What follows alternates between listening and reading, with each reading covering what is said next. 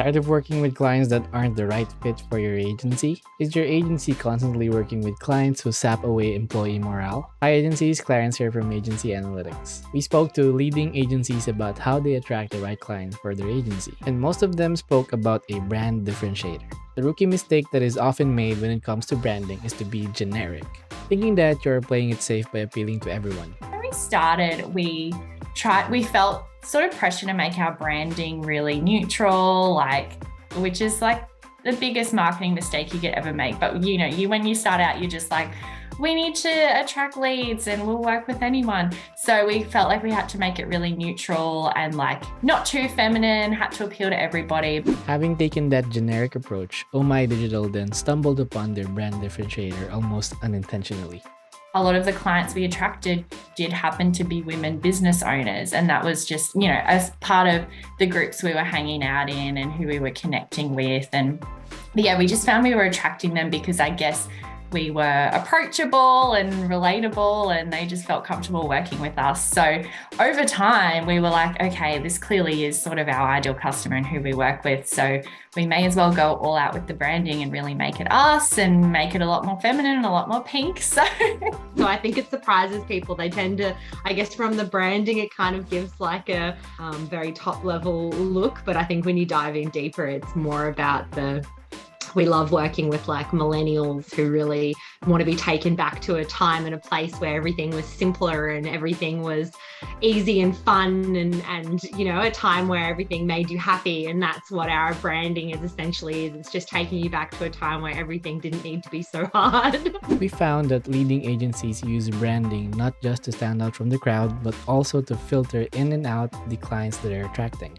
Yeah, I really feel it comes back to branding is the key part in this. I see this with sort of some homogenous brands that look exactly the same as anyone else, and it leads to clients trying to make a selection based on price or speed or something that's really not, you wouldn't get into another relationship on these sorts of criteria. And that way, the quality of inquiries that, when I say quality, they're aligned with us. That's what makes them quality. It's not a business is better than another business. It's the alignment piece.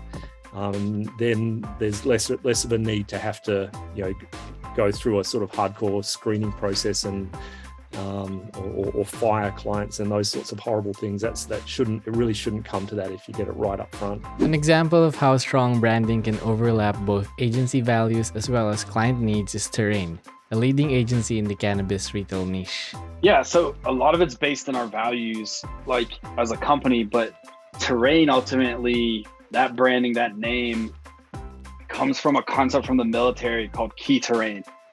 And when you secure key terrain, it means you basically you have an advantage to win the battle. It could be a hill, it could be a piece of technology.